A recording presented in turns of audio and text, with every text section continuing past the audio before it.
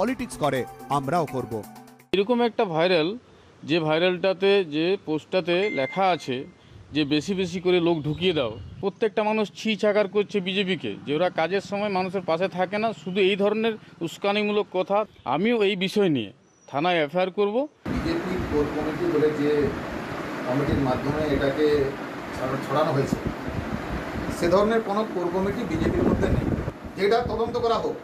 এই ঘটনায় দোষীদের গ্রেফতারি চেয়ে পুলিশ সুপারের অফিস ও একাধিক থানায় তৃণমূলের তরফে লিখিত অভিযোগ দায়ের করা হয়েছে। পাল্টা অতিরিক্ত পুলিশ সুপারের অফিসে অভিযোগ জানিয়েছে বিজেপি। অতি জঘন্য নিচু মানসিকতার সম্পন্ন কিছু ব্যক্তি এটাকে ক্রিয়েট করেছে, পাবলিকের সামনে তুলে ধরার চেষ্টা করছে বিজেপিকে বদনাম করার জন্য। আর আমি আবার বলছি দায়িত্ব নিয়ে বিজেপি জেলা সভাপতি হিসাবে, যে আমরা যদি কোনো অপরাধে এটাতে জড়িত থাকি, আমাদেরকে পুলিশকে কোনো অ্যারেস্ট করতে হবে না, আমরা নিজে এসে অ্যারেস্ট হব।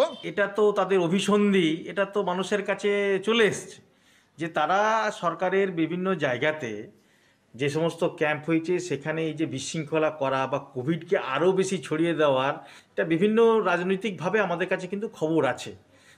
এই প্রেক্ষিতে সরকারি ঘর পাওয়ার আশায় কেউ যাতে প্ররোচনায় পা না দেন, তার জন্য পুরুলিয়ার পাড়া থানা এলাকায় সতর্ক করতে দেখা যায় পুলিশকে।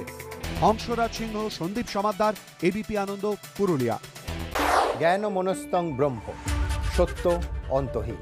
সত্যের খোঁজও তাই, সত্য সন্ধানে তাই আমরা অক্লান্ত, অকুতভয়। এবিপি আনন্দ নতুন ভাবনার প্রতীক, যা মনে মুক্ত, তথ্যে যুক্ত এবং যাবতীয় সীমানার বাঁধন থেকে মুক্ত।